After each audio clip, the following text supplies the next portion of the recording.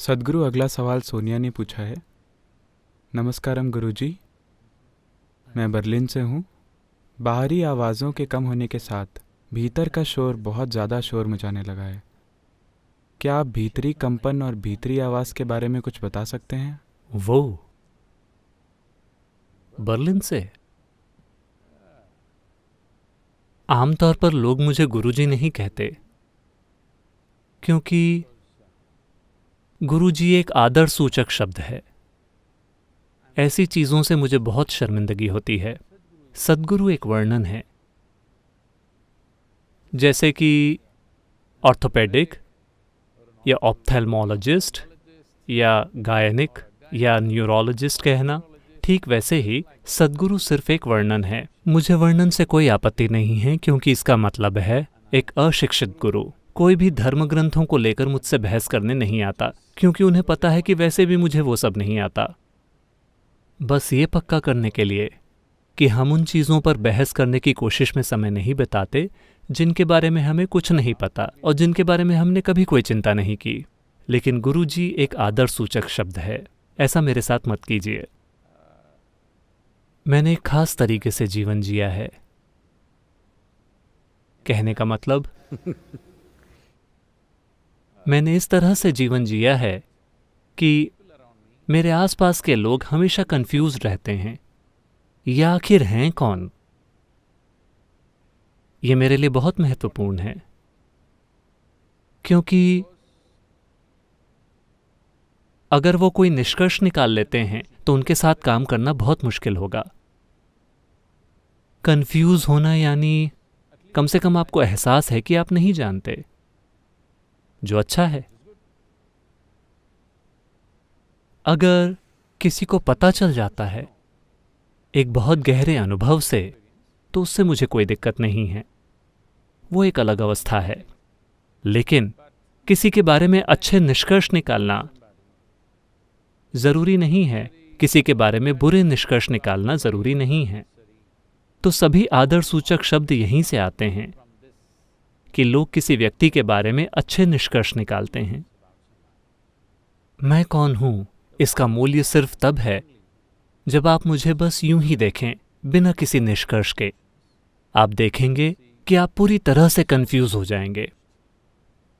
आपने मुझ पर पर्याप्त ध्यान नहीं दिया है, क्योंकि ज्यादातर समय आप मुझे यहां सत्संग में या इस तरह की परिस्थितियों में बैठे हुए देख रहे हैं। तो आपने मुझे अलग अलग हालातों में नहीं देखा है। अगर आप मुझे अलग अलग हालातों में देखते हैं तो आप पूरी तरह से कंफ्यूज हो जाएंगे। ये बहुत अच्छी चीज़ है। इसका मतलब है कि आप कोई निष्कर्ष नहीं निकाल पा रहे हैं, क्योंकि निष्कर्ष मौत है। निष्कर्ष यानी अब कोई संभावना नहीं बची। अगर आप मेरे बारे में कोई निष्कर्ष निकालते हैं तो अनजाने में एक साधक के रूप में आप अपने बारे में एक निष्कर्ष निकाल लेंगे, यानी कि तलाश खत्म हो गई है। जैसे ही आप निष्कर्ष निकाल लेते हैं तो तलाश कहाँ है। आपका खुद को एक साधक कहना बिल्कुल अर्थहीन है। जहां तक आंतरिकता की बात है, भीतर या भीतरी आयाम शोर भरा नहीं बन गया है। ये कभी भी शोर भरा नहीं रहा। उस इलाके में शोर जैसी कोई चीज नहीं है। बात बस इतनी है कि चूंकि आप व्यस्त नहीं हैं, इसलिए आप मन में उलझ रहे हैं। ज्यादातर लोग आमतौर पर सोचते हैं कि वे व्यस्त हैं, लेकिन अगर आप उनके जीवन को देखें तो 60% समय वे बस किसी चीज में उलझे रहते हैं। ये कुछ ऐसा है मानो जुगाली करना। कल क्या हुआ था, आप अभी भी उसे चबा रहे हैं। ये सुविधा आपके शरीर में नहीं है। गाय, बकरी, भेड़, उन सभी के पास ये सुविधा है कि वे आज खा सकते हैं और कुछ घंटों के बाद इसे वापस मुंह में लाकर जुगाली कर सकते हैं। आपको इस तरह की सुविधा आपके शरीर में नहीं दी गई थी, तो आपने अपने मन में एक बना ली है। ये एक विकास से जुड़ी समस्या है। आप 4 पैरों वाली अवस्था से बाहर आने को तैयार नहीं हैं, और आप कल की बातों की आज जुगाली करना चाहते हैं। दक्षिण भारत के रहस्यवाद में और योग में हम लोगों को देखते हैं, और अगर या वे आनंद ले रहे हैं या दुख पा रहे हैं, सिर्फ उन चीज़ों का जो अतीत में हुई हैं। अतीत में हुई चीज़ों के कारण वे किसी चीज़ का आनंद ले रहे हैं, लेकिन अभी कुछ बिल्कुल अलग कर रहे हैं, ये समझे बिना कि वे बस पुराने फ़ायदों का आनंद ले रहे हैं और ये कभी भी खत्म हो सकता है। तो हम कहते हैं अय्यो प्रलय सादम। प्रलय सादम यानी पुराना चावल। इसका मतलब है ये पुराना भोजन है। पुराने भोजन का आनंद लेना, जिसे हमने कल खाया था, ऊर्जा और ताकत के मामले में अभी भी यह हमारे शरीर में काम कर रहा है। इसी तरह हमने कल या 10 साल पहले या पिछले जन्म में क्या किया था, शायद अभी भी हमें उसका फायदा हो रहा हो, लेकिन अगर आप इसे बढ़ाने के लिए अभी कुछ नहीं कर रहे हैं तो ये खत्म हो जाएगा। पुराना खाना कुछ समय बाद सड़ जाएगा।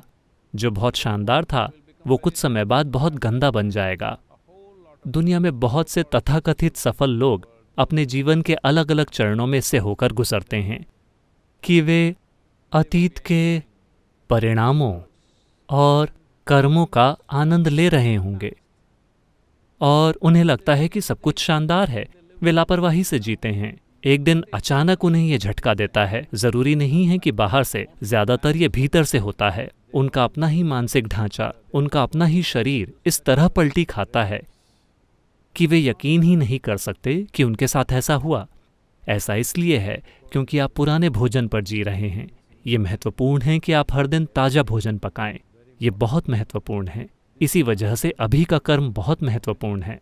मैं चाहता हूं कि आप समझें कि आपकी आंतरिकता में कोई शोर नहीं है, आपकी आंतरिकता में कोई कंपन नहीं है, आपकी आंतरिकता में कोई आवाज़ नहीं है। ये सब आपके सिर में है। ऐसा इसलिए है क्योंकि आप पुरानी चीज़ों की जुगाली कर रहे हैं। अब अगर आप किसी काम में व्यस्त हैं तो आज आप अपने सिर में हो रही कुछ चीज़ों को भूल जाएंगे, लेकिन जैसे ही आपके हाथ में कोई काम नहीं होता फिर आप देखेंगे कि ये चलता रहेगा। तो मुझे क्या करना चाहिए? हमने आपको कई तरीके सिखाए हैं। आप इसे रोकने की कोशिश मत कीजिए क्योंकि आप इसे नहीं रोक सकते। एकमात्र तरीका यह है कि आप इससे खुद को दूर कर सकते हैं। तो खुद को दूर करने के कई तरीके हैं। अगर आप शांभवीय या शून्य कर रहे हैं तो निश्चित रूप से एक शक्तिशाली प्रक्रिया मौजूद है, वरना आप ईशा क्रिया कर सकते हैं। अगर आप इनमें से किसी भी चीज़ को नहीं जानते हैं अभी, तो एक आसान सी चीज़ ये है, आपको बस खुद पर गौर करना है और देखना है। आप इस विशाल अस्तित्व में एक छोटे से प्राणी हैं। हम नहीं जानते कि ये कहाँ से शुरू होता है, कहाँ खत्म होता है। इस छोटे से मिट्टी के बॉल जैसे ग्रह पर आप यहाँ बैठकर सोचते हैं कि आप ही ब्रह्मांड का केंद्र हैं। ये एक बेवकूफ़ी भरा विचार है। सब कुछ इसी वजह से है क्योंकि आपको लगता है कि आप ब्रह्मांड का केंद्र हैं। ये बहुत बेवकूफ़ी भरा विचार है। इस बेवकूफ़ी भरे विचार से कई और बेवकूफ़ी भरे विचार आए हैं जिसे सामाजिक रूप से बुद्धिमानी माना जाता है। तो आप बस अपने विचारों को इस विशाल ब्रह्मांड के संदर्भ में देखें। अब ये वायरस आपके जीवन को चुनौती दे रहा है। अपनी नश्वरता के संदर्भ में आप जिन चीज़ों के बारे में सोचते हैं, जो चीज़ें आपको महत्वपूर्ण लगती है, उनमें से हर एक मूर्खतापूर्ण है। अगर आप देखते हैं कि आपका मन, आपके विचार, आपकी भावना पूरी तरह से बेवकूफ़ी भरे हैं, तो स्वाभाविक रूप से आप दूरी बना लेंगे। समस्या ये है कि आपको लगता है कि ये स्मार्ट है। जब ये आपको परेशान करता है तो आप इसे थोड़ा दूर करना चाहते हैं। नहीं, जो भी चीज़ आपको स्मार्ट लगती है वो एक तमगे की तरह आपके कंधों पर बैठी रहेगी। वो नहीं जाएगी, वो आपको नहीं छोड़ेगी। जैसे ही आप सोचते हैं कि आप स्मार्ट हैं, आपके विचार आपको नहीं छोड़ सकते। आप अपनी आंखें बंद करके नहीं बैठ सकते अगर आप एक बहुत स्मार्ट आदमी हैं तो। जब आप जानते हैं कि आप एक निरे मूर्ख हैं, आप अपनी आंखें बंद करके बैठ सकते हैं। जीवन के संदर्भ में, अस्तित्व के संदर्भ में आप वास्तव में कुछ भी नहीं हैं, ठीक है? सामाजिक रूप से आप कुछ हो सकते हैं। मूर्खों के बीच मूर्ख लोग चमकेंगे। इसका जीवन के रूप में कोई मतलब नहीं है। एक जीवन के रूप में कल ये एक छोटा सा बेवकूफ वायरस आपकी जान ले सकता है। हाँ, मैं कह रहा हूं आप या मैं। ये बस हमें मार सकता है। तो हम जो भी बड़ी स्मार्ट चीज़ें सोच रहे हैं उनके ज़रा भी मायने नहीं हैं। अगर आप ये समझ लेते हैं तो स्वाभाविक रूप से आपके और आपकी विचार प्रक्रिया के बीच एक दूरी होगी। जब आपके और आपकी विचार प्रक्रिया के बीच एक दूरी आ जाती है तो इससे फ़र्क नहीं पड़ता कि आप किस बारे में सोच रहे हैं। युग युग योगेश्वराय भूत भूत भूतेश्वराय काल काल कालेश्वराय शिव शिव सर्वेश्वराय शंभो शंभो